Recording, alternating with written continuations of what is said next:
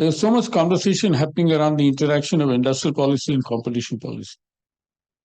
India, the US, the EU, and many others have taken concerted steps to either guard their tech sectors or build tech sectors. Where do you see this moving in the next decade?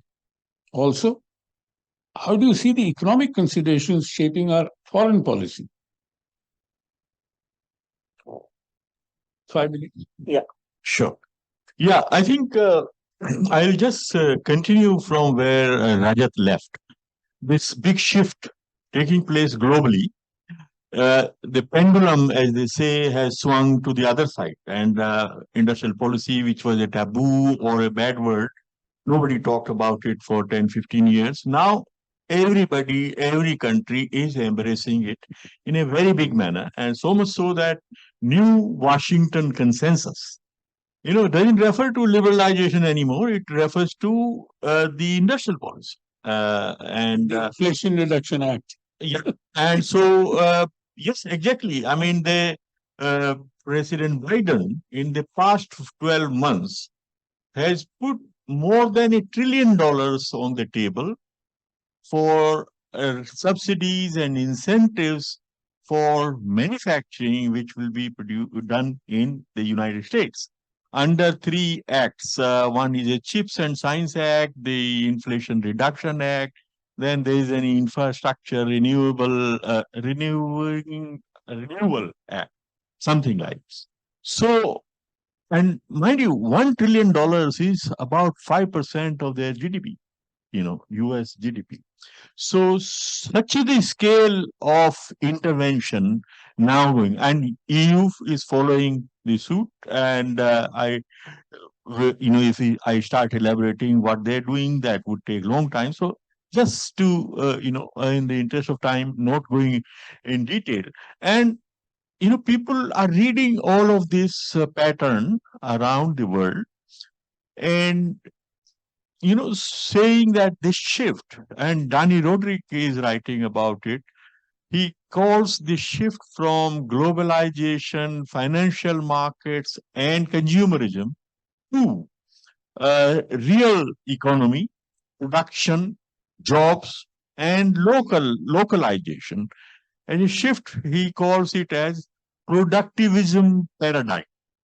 So this is here to stay for a while, in the sense that globalization created a lot of issues also. I mean, it was not an unmixed blessing. Only few countries like China were able to grow, and from 1% to 14% of global, market, they were able to capture. All other countries and Africa, was squeezed out in this process. So it was a kind of a process which helped, certain players and not all. All the boats were not kind of lifted up.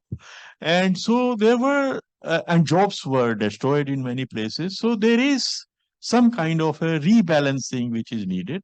And that is what governments in different places are trying to do.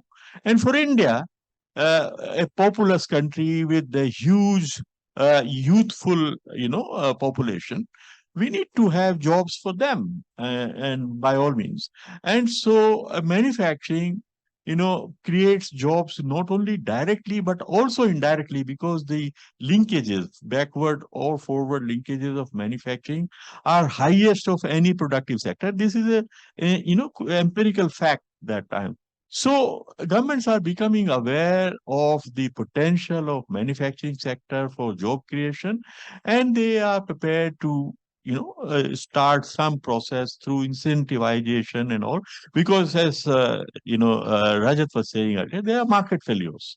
Market failures because private players are not able to reap all the harvests of manufacturing. Some benefits go to society at large in the form of more jobs and more, output and all that. So, when there are market failures, these some incentives for a limited period, some encouragement are justified in the infant industry argument, and there are many such Nagesh, theory. Yeah. Rajat also alluded to Yes. government failures in Yeah. a big way. Yeah. Yeah. No, government failures can also happen. I mean, if you stay with the protection for far too long, and as was the case earlier, I mean, he rightly referred to, we stayed with this import substitution for far too long.